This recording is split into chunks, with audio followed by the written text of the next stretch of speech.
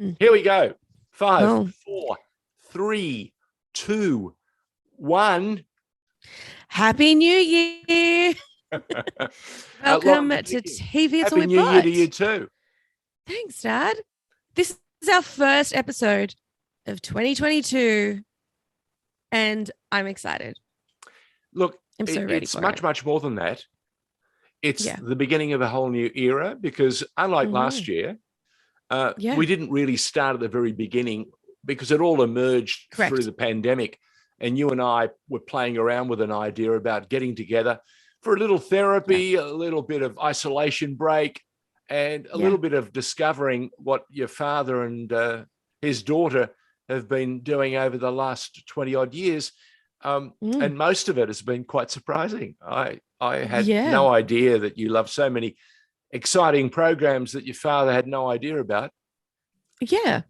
The most interesting thing is that we've both been open to this adventure and have both just said yes and completely dived in head first, not really knowing what would come of it or what to expect, but we've both had really, really good time and getting to reconnect. It's been really good. I've got to say that had to be the case because if we had balked, it wouldn't have worked. Mind you, there were a couple of programs along the way that did ask a little bit more of us than I had imagined. That is very true. Yeah. I know we did challenge each other on some things, which is good. I think that's only my advice is human. If you have no idea what we're talking about, check out Spotify or a number of the other platforms where we present, Insta and so on. TV, it's all we've got. And it's something that Lauren Danikian and George Danikian have been working at for quite some part of 21. Now, I think we did 18 episodes. So probably the last 18 weeks of 2021. Get ready. We've got about 52 weeks of work coming up. I know. And this should be thrilling episodes. Because I've just got some great ideas about where I might take you and what I might ask of you. You know? Yeah.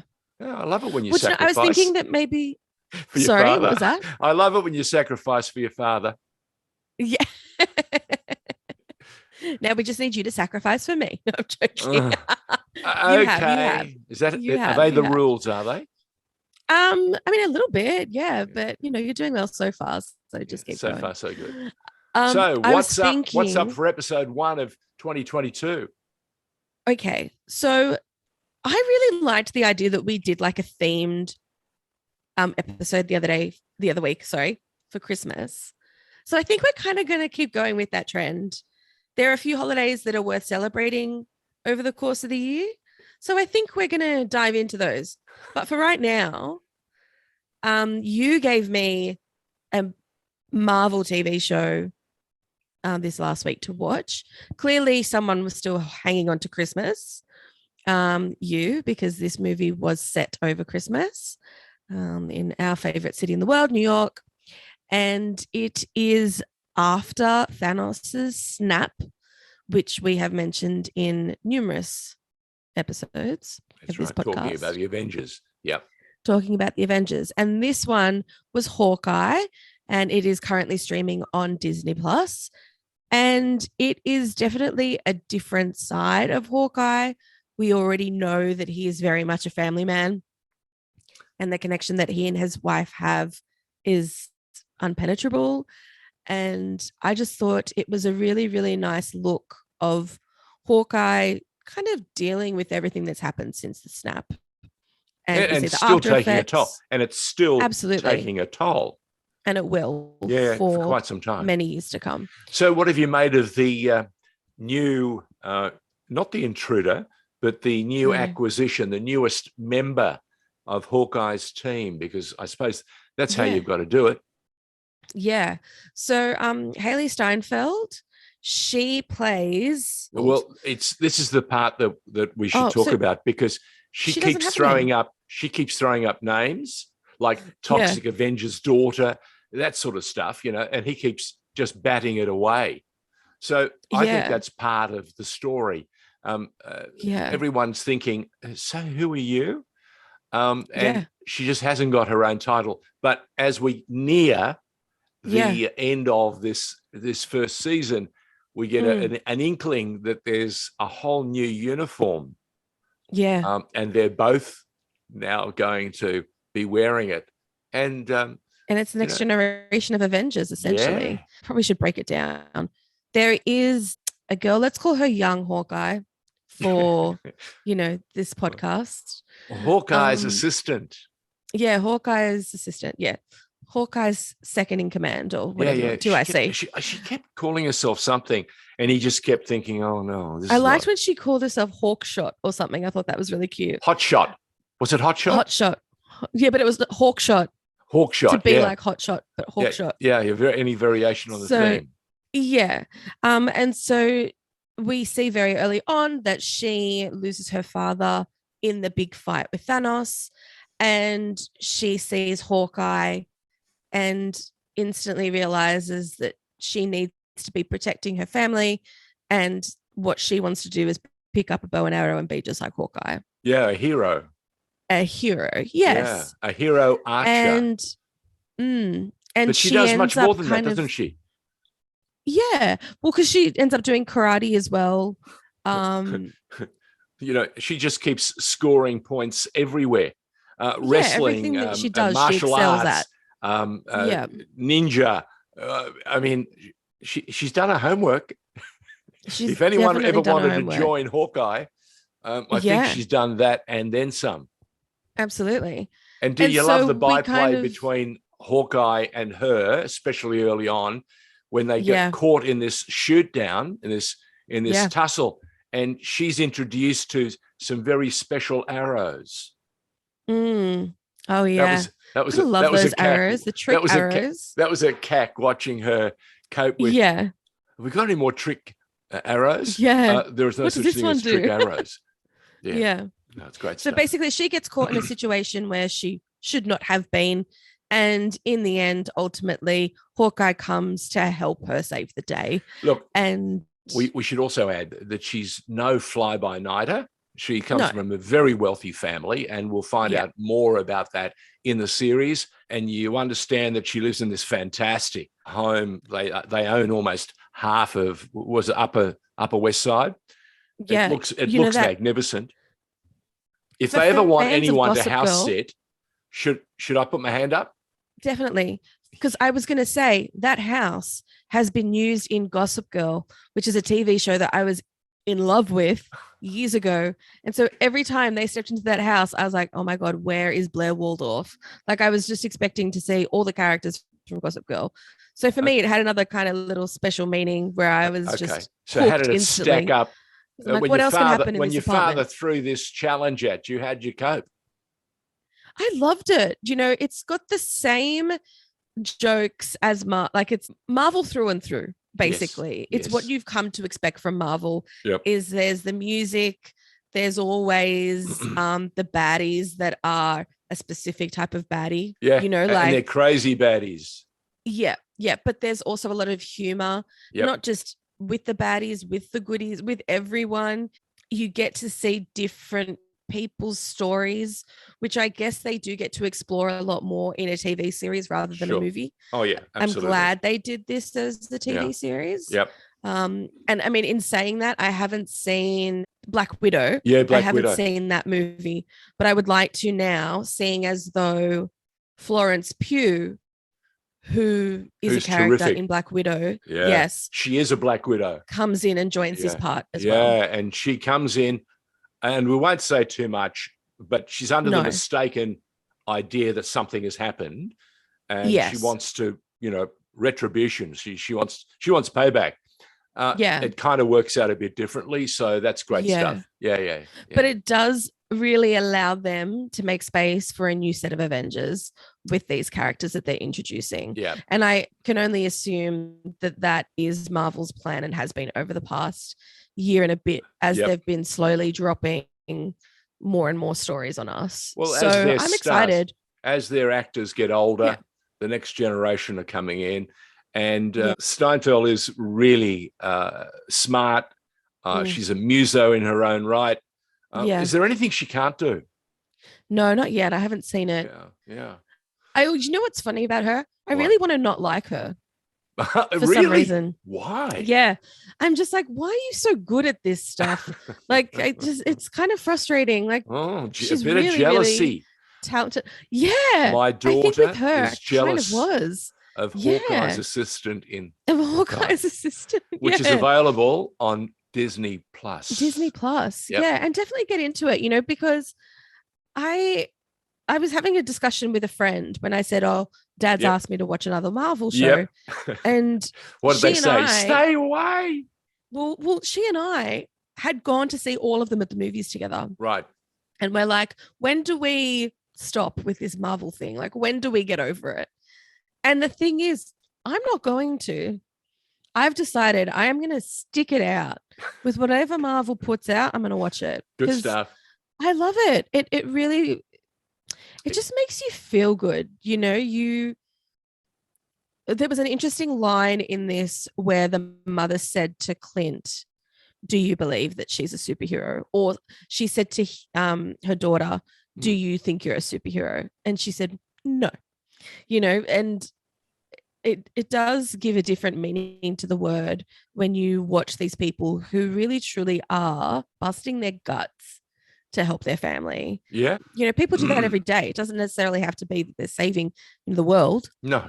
But definitely look, the messaging as much as we want to say, it has that lovely timber. Disney have struck a very positive vein of entertainment. But it's taken a little bit of time, taken an awful lot of money. Lucky they have it. Oh, yeah. But what they've done, Boba Fett is next. We've seen The Mandalorian and how, a character way left field or right field in Star Wars has suddenly created a whole new era of excitement. And we've seen Baby Yoda, and you saw what Baby Yoda did. For a year or so ago, it was just about the hottest and most wonderful trending thing on the internet. So they know what they're doing, and it's exciting to see. If you haven't sampled it, check it out. Disney Plus. And also, to anybody that might be working for Disney or wants to write a Broadway musical about the Avengers, if I can do it, I'll be there. Oh yeah, I'll be front row and center. I'd watch it. Oh yeah, that'd be amazing. Yeah, look, that song's so damn catchy. So damn catchy. That's okay. And make sure you stay for the credits. Yes, absolutely. Never ever leave a Marvel product without waiting to the bitter end, right to the very end, because you just never know what you're going to get. It's just fabulous. Yeah. Did you know what you were going to get into this week? Did you have any idea? Yes, I had, because another member of the family, the extended family, had done some prep work, and all I kept getting was like, "Oh my God, it's good." And I kept going, and a bit like you, I was almost reverse envious, like, "Oh, really? Does it have to be any good?" Oh, yeah. I was almost resentful, like, "Don't bother me now. I've got things to do, and I'm watching whatever I'm watching." You've asked me to go down the path of watching another miniseries. This time, I think it was Stan, was it? Yep, on Stan. Yep. On Stan. And they've got some really good product coming through as well, which is just terrific to see. And the thing that fascinated me was I had an inkling that it was going to be good. And it's like that, you get into this situation and there's a part of you that goes, I hope I haven't peaked too soon. Like, I hope it actually is as good as everyone's been telling me. Well, can I tell you, from the minute you lay your eyes on Jean Smart, who plays Deborah Vance, who's like a legendary stand-up comedian in America, and you lay your eyes or your ears first on a woman called Hannah Einbinder. Look, she bent the rules in every way, shape, or form. Oh, yeah, absolutely. And continues to throughout the entire miniseries. There are times when you sit there and you're going, "Hannah, shut up. Just shut up. How dare you?" And then there's parts of you going, Go girl. Yeah. Yeah. So it tests you.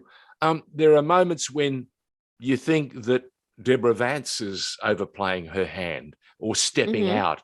And after all, she is the boss, right? Yeah, she's and she's how allowed to dare be. you treat employees like this? So it has many, many layers of complexity. But gee, it's beautifully written. Yeah. Acerbic. In other words, you know, it sizzles in places, almost like a really poor bit of acid that you were holding on to because you wanted to clean something, and then suddenly went, no, I'm going to splash it. And it ends almost the same way.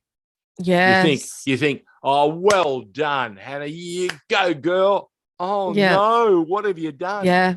Which goes to show you that in life, there's a 10-second rule, right? And I've used it in television. I've used it in radio. If you're dying to say something to someone because they've got right up your goat, they've absolutely riled you, count to 10. It should also be the rule that you use when you're posting on social media. Or when you're driving in a car. Oh, just don't do it. You know, give yourself at least 10 seconds. I would say go 30. And that way 30 you can is avoid, very generous. Yeah, it is. But I think in this particular case, Hannah, who plays Ava, really needs a minute because she's got one of those fiery tempers that on one level is because I think she was abused and bullied at school or growing up. She's never been one of the cool kids. So very easy to develop this shtick, this terrific mouth, which the British television executives are all excited about. It's ended right at this most interesting junction where she's made another faux pas. Will she survive? Will she raise Will the they stakes? survive? Yeah. Well, season 2 is already been announced, so it's coming. Yeah. So we're all going to find out. So if you want to know about Deborah Vance and her relationship with her latest employee, Ava, get your skates on because it's worth a look. It's on Stan. And can I just say the supporting It's called cast, Hacks. Yeah, it's called We haven't Hacks. mentioned the title. Yeah, Hacks. I should have mentioned it. It's to do with, you know, people who've been around and, you know, the block. Yeah, for a while. But it's a term that has no place for Deborah Vance because she's no hack. And the backstory, the backstory reminds you at every level that she's been a trailblazer. We won't say anymore, but it's riveting, sensational writing. And what makes the writing, and I think you'll agree, there are times when you're rooting for Deborah, you don't know whose side to be on. Ava, and you don't know whose side to be on. But what do you make of Carl Clemens, who is her COO and then becomes the CEO? He's this big, coloured man, super fine talent. And of course, in 2022, you can be gay in almost any show. And he presents in a very different way. And again, adds to the storytelling, adds to the color, adds to this modern world of ours where you're constantly having to reassess relationships and stereotypes. And they ditch most of those early on, don't they? But also, you know, it kind of gives you an insight into the industry in that if you get to a certain point where you are succeeding or the person that you're working for is succeeding, money's coming in, and this just becomes your lifestyle and you don't know anything other than that. And I think that's really, really important because the very beginning, the first episode, really, you're following Deborah Vance and you're following her over the course of maybe 24, 48 hours in that opening scene. And it's very lonely. And it is. That's very clever. She's got all the wealth in the world. Yeah. Correct. She owns enough of Los Angeles. Las Vegas. Vegas. Yeah. And of course, almost absurdly rich. Yeah. And To the isn't it point where you amazing can that throw $1.6 million at a male comic and wouldn't even blink. Yep, yeah, but that's actually a very, very telling part of the series. It is. Where where Ava almost puts it on her that, Deborah, you've done so fantastically well all your life. Mind you, Ava doesn't know what she's had to endure and what she's put up with, which is, again, interesting, because you only see life through your window, through your perspective, through your portal, through your screen. And you should never assume, but we always do, because that's what life is. And we have instant judgments. So Ava is constantly, through her prism, her perspective, bitching, fighting, snapping, very cleverly. It's just almost machine gun precision when she brings you down, or anyone she targets. But then you find throughout the series that she's not always right. Sometimes she is. And when she does, there are pivotal moments in the series. It's like some of the super novellas of the past. I can remember one we used to have on SBS in the early days. Just before the news, there was a thing called Rosa de Lejos, which was an Argentinian novella. And the only time, and we used to joke, because you had to watch it, because we're in the studio getting ready, and it's like tuning in to get ready to do the news. So this is a moment of relaxation. You get 5-10 minutes of watching the show before it runs to credits, and then you're on. And I would sit there and we would joke with all of the crew on the floor. Oh God, the only time this plot or this script moves is when the phone rings or the door. There's a knock on the door. Knock on the door, This has been supercharged in Hacks, because the script actually moves at a rapid rate every time there's a golden clash between Ava and Deborah. So, it's like, wow. Yeah. Brilliant writing. Yeah, it's very clever, very smart. And brutal. In terms of the relevance to today, and how there are so many young artists that are struggling and have had to already deal with cancel culture. When they're either just starting out or they haven't even peaked yet, and they're already dealing with this new idea of what we've created. The Me Too movement would have loved one moment where there's this host who does the stand-up presentation, and it's his gig, and he's supposed to be super smart and super trendy. He's an actual arsehole and a bigot and a bully, and a masochist, not a masochist, misogynist, and he treats women as he sees them. He sexualizes them to the nth degree.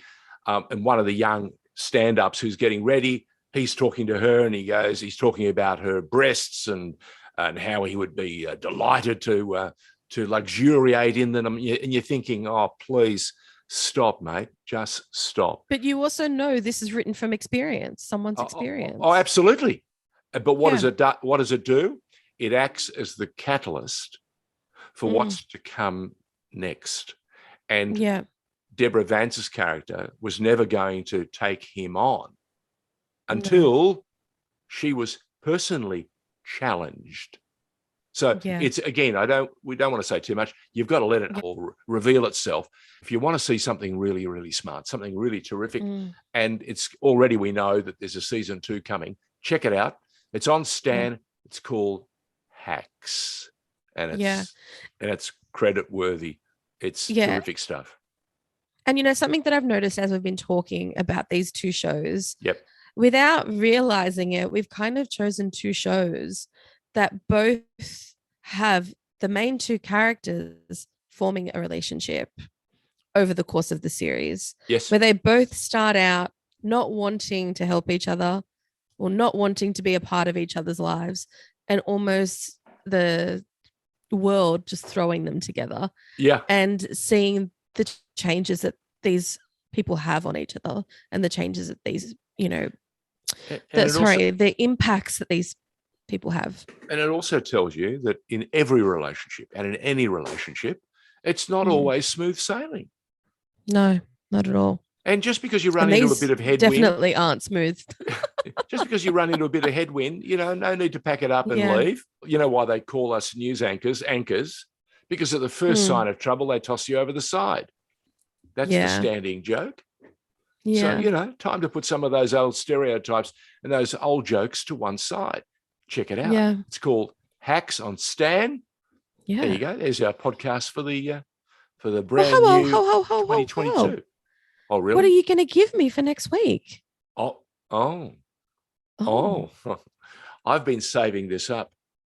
It landed on Netflix only the other day. It is red hot.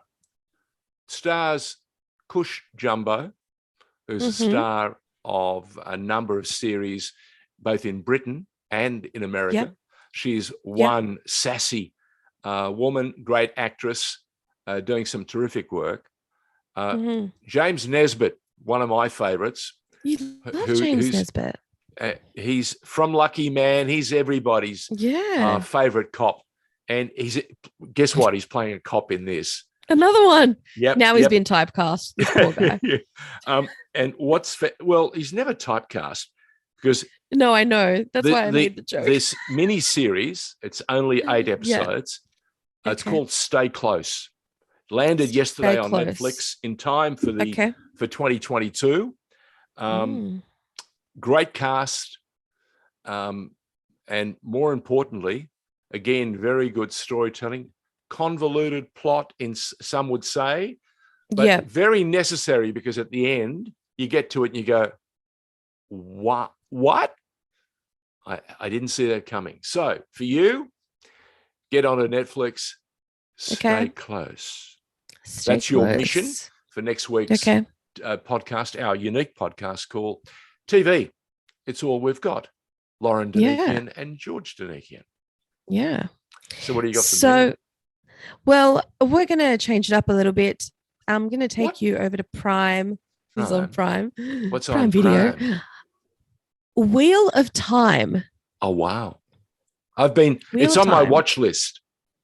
It is on your watch list. I'm not surprised. Yeah. It is based on a book series. Okay. It is going to take you into a world of fantasy and make-believe. Any dragons? I will not comment on that. Ooh, okay. You will have to tune in and find out. Yeah, we should explain. My daughter and I are absolute disciples of Game of Thrones. Yes. And importantly, it should be added. Live by, die by the sword. Yes. Yeah, not only that, we didn't come into it as fly-by-nighters or trendsetters. We were there at the very first episode, and it just got better and better and better through nearly 9 years of outstanding streaming TV. Okay, Prime. Yeah.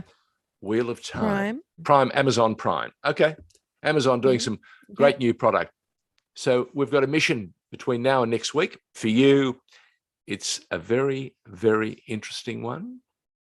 And for me, I think, I'll break the duck and go and check I'll it be out. interested to hear your opinion on this one because Mum didn't like it. Oh. So that's why I want to give it to you. Okay. Because Can I give you a clue? Yeah. I'm interested in your mother's response because she's pretty good. She's a pretty good judge. She does have her favorites and she does have an interesting way of breaking down shows and movies. Yeah. There is one member of the cast that I didn't buy into when I saw the trailer. I thought, really?